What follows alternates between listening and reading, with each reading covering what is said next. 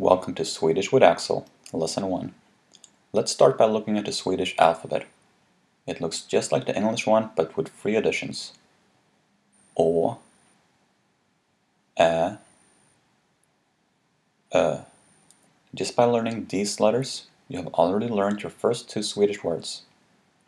Å, which means river, and Ö, which means island. Å, Ä, Ö. Now let's try putting these letters into words. Är, från, Malmö. Jag är från Malmö. That's what these words sound like separately, but when put in a sentence, pronunciation tends to change a bit as a few letters are dropped. It sounds more like Jag är från Malmö. Jag är från Malmö. Let's try saying a few more things using the same verb. In Swedish, verbs never change depending on who we speak about. So where we in English would say I am, you are, he is, etc., we say jag är, du är, han är, hon är. We can finish the sentences by, for example, stating our occupation. Jag är student.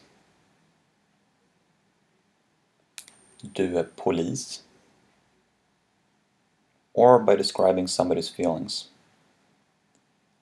Han är glad. Hon är ledsen. Let's learn a few nouns. Bil. Boll. Hus. Barn.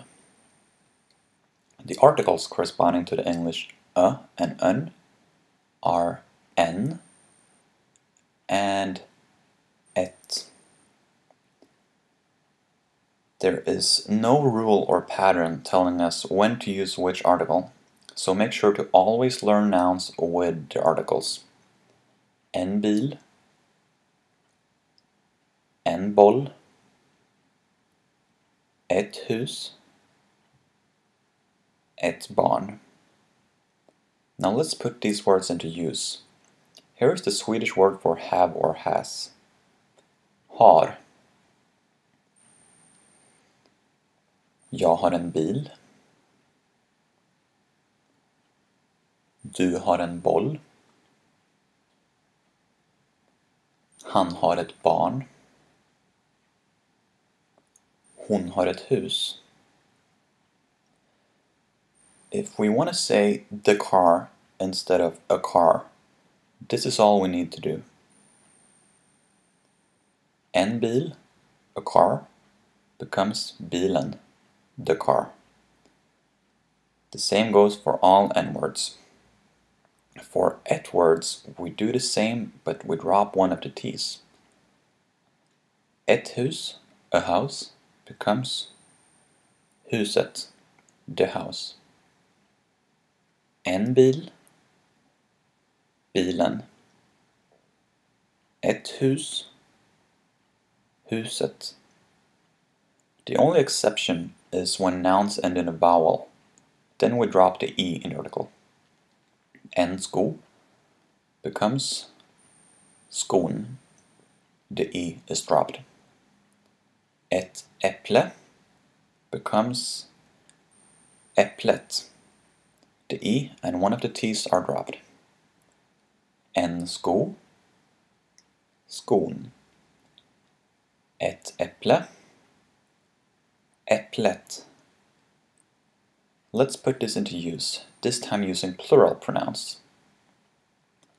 Vi har bollen. We have the ball. Ni har huset. You have the house. De har äpplet. They have the apple. Vi har bollen.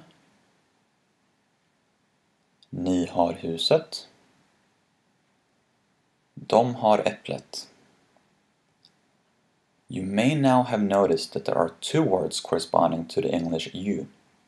Du, which we use when we speak to one person only, and ni, which we use when speaking to several people.